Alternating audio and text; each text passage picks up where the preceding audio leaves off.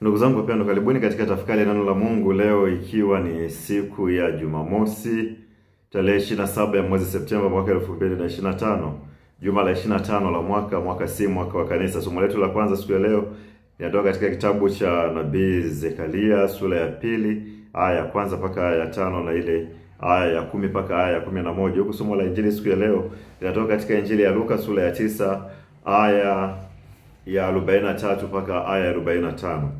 Na tukianza tafakari yetu na somo la kwanza, kama nilivyokwisha kuwafahamisha hapo awali ya kwamba somo la kwanza linatoka katika kitabu cha nabii Zekaria sura ya 2 aya ya kwanza mpaka ya 5 na aya ya 10 mpaka aya ya 11. Zekaria alikuwa ni nabii kutoka katika familia ya kikuhani ya Ido.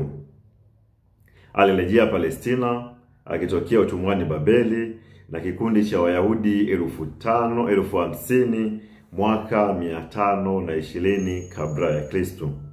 Pamoja na Hagai waliwahamasisha watu juu ya ujenzi wa hekalu la Mwenyezi Mungu, tukitambua kwamba hekalu ilikuwa ni kielelezo au ni ishara ya mahusiano mema baina ya Wayahudi na Mwenyezi Mungu. Hivyo hekalu ilikuwa ni kiini kabisa cha maisha ya kiibada wa Wayahudi. Sadaka mbalimbali za kuteketezwa zilitolewa huko, ibada mbalimbali zilitolewa hekaluni, na mafundisho mbalimbali ya usio imani yote yalitolewa hekaluni. Kwa hiyo hekalu kwa ujumla wake ilikuwa ni ishara au kielezo cha uwepo wa Mwenyezi Mungu kati ya hii jamii ya Wayahudi. Na tufahamu ya kwamba hekalu la kwanza lilibomolewa kipindi cha madhulumu ya Nebukadneza mfalme wa Babeli, na baada ya kuwa amerudi kutoka utumwani mwaka wa 522, Uyahudi yote ilikuwa imeharibiwa na kuvunjwa, ikiwemo hekalu. Kwa hiyo shughuli ya kwanza ya msingi kwao ilikuwa ni ya ujenzi wa hekalu, na mfalme Koreshi ambaye alikuwa ni mfalme wa Jemi alivyoweza kuivunja hii dola ya Babeli na kuwaruhusu Wayahudi warudi Palestina, aliwaruhusu vile vile waweze kujishughulisha na shughuli za ujenzi, mojawapo ikiwa ni ujenzi wa hekalu. Hivyo kitabu hiki cha Zekaria kinasimulia hayo yote ambayo yalitendeka, na hususan hamasa hii ambayo iliyotolewa katika kuhamasisha watu juu ya ujenzi wa hekalu. Kitabu hiki kimegawanyika katika sehemu kubwa mbili, sura ya kwanza mpaka ile sura ya 8. Sura hizi zimeandikwa, inasadikika yapata mwaka 520 baada ya kuwa wametoka utumwani Babeli mpaka mwaka wa 518, kwa kipindi cha miaka miwili. Na sura hii kwa ujumla wake zimebeba njozi 8 za Zekaria. Sehemu ya pili ni sura ya 9 mpaka sura ya 14 ambayo inazungumzia juu ya ujio wa pili wa Masia, ambapo atashughulika zaidi na kuliunda taifa la Israeli. Ikumbuke kwamba Zekaria alizaliwa uhamishoni Babeli, na aliporudi walikuta Yerusalemu imevunjwa na hakuna chochote, hivyo wakaanza upya kazi ya ujenzi wa mji wao wa Yerusalemu.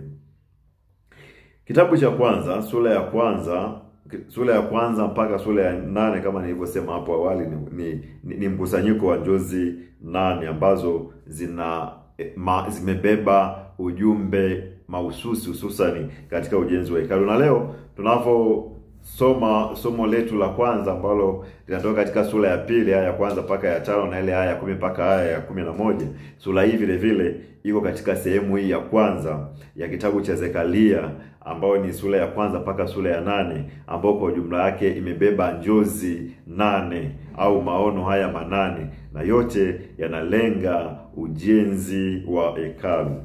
Kwa hiyo kutoka katika somo letu la kwanza, sura hii ya kwanza ni njozi, somo letu la kwanza linazungumzia njozi ya 3, na njozi hii ni juu ya kamba ya kupimia. Njozi hii ni unabii unaotanabaisha historia ijayo ya mji wa Yerusalemu. Yerusalemu na taifa zima watafanikiwa katika kazi ya kujenga hekalu na mji wao. Kwa hiyo njozi hii inatoa taswira ya namna ambavyo Yerusalemu itakavyokuwa katika nyakati zijazo, kwamba Wayahudi hawa watafanikiwa katika ujenzi wa hekalu lao, lakini vile vile watafanikiwa katika ujenzi wa mji wao wa Yerusalemu. Japokuwa katika kipindi hiki cha kwanza wanapoanza, mambo yanaonekana kama magumu, kazi inaonekana kama ngumu kwao, lakini njozi hii ya Zekaria anapata maono yajayo ya siku za usoni ya kwamba watafanikiwa katika shughuli hiyo. Vile vile Yerusalemu pamoja na taifa zima watafanikiwa katika kujenga hekalu, na mji wao. Zekaria anakutana na malaika ambaye amebeba au ameshika kamba mikononi mwake na anakwenda kuupima mji wa Yerusalemu. Kisha anakutana na malaika mwingine ambaye anamfafanulia nini maana ya njozi hiyo ya kwanza. Kwa hiyo njozi hii imebeba tafsiri ya namna ambavyo Yerusalemu mpya itakavyojengwa na kuongezeka. Kwa hiyo maneno haya au njozi hii ya Yeremia ya Zekaria vile vile inatoa taswira juu ya ujenzi au ufanisi wa hekalu jipya ambalo ni kanisa la Mwenyezi Mungu. Kama jinsi ilivyokuwa hekalu la mwanzo, vile vile kanisa linabeba tafsiri hiyo hiyo ya hekalu jipya la Mwenyezi Mungu, ambapo sadaka pamoja na ibada mbalimbali kwa Mwenyezi Mungu zinatolewa. Lakini vile vile kanisa sasa linapata tafsiri mpya kwamba inakuwa ni kichwa, si ishara tu ya uwepo wa Mwenyezi Mungu, lakini inakuwa ni kichwa cha Kristo ambaye ni nafsi ya pili ya Mungu, na sisi tunakuwa ni sehemu ya mwili wake wa kanisa. Kwa hiyo kama jinsi ambavyo Zekaria alivyotabiri kwamba kutakuwa kuna ufanisi mkubwa wa hekalu hili litakalojengwa na litashamiri na ustawi, alikadhalika katika kanisa lake. Kanisa lilianza katika hatua hizo za mwanzo likiwa bado changa, lakini sasa hizi linazidi kukomaa na kuota matawi na kumea zaidi ulimwenguni kote. Kanisa lina nafasi kubwa sana ya ukombozi wetu sisi wanadamu, na kanisa ndicho kiini msingi cha muungano wetu sisi na Mwenyezi Mungu. Linatuleta kwa Mungu katika huo umoja na linatufanya tuwe watoto wa Mungu. Na katika sehemu ya Injili ambayo inatoka katika Injili ya Luka sura ya 9:43 mpaka 45, sehemu ya Injili ya leo inajulikana kama siri ya mateso. Ilikuwa ni baada ya ufufuko wa Yesu ndipo wanafunzi wake walielewa siri ya mateso na siri ya msalaba wa Yesu. Katika Injili Yesu anatangaza mateso yatakayompata, lakini wanafunzi wake hawakuelewa namna ya mateso ya maneno hayo, na Yesu akawaficha pasipo kueleza zaidi, nao wakaogopa kuuliza. Hivyo msalaba ni mateso, lakini si mateso yote ni msalaba. Kusingekuwa na ukombozi bila mateso, kwa kusulubiwa na kufa kwa Yesu kisha kufufuka. Jambo hili ni gumu. Wanafunzi wa Yesu hawakulielewa wala hawakutaka kulielewa zaidi. Jambo la kujifunza ni hili: jiulize maisha yako, msalaba wako ni upi katika maisha yako ya siku zote? Omba neema ya kubeba kiaminifu, usiukimbie. Msalaba ni njia ya uzima wa milele.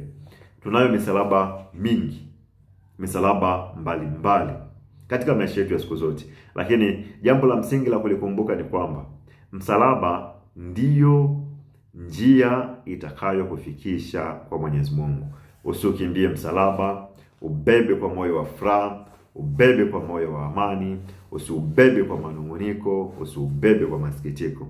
Katika tafakari ya leo ulikuwa na mimi Padre Kefa wa Jimbo Katoliki la Geita. Akubariki na kukulinda Mungu Mwenyezi, Baba na Mwana na Roho Mtakatifu.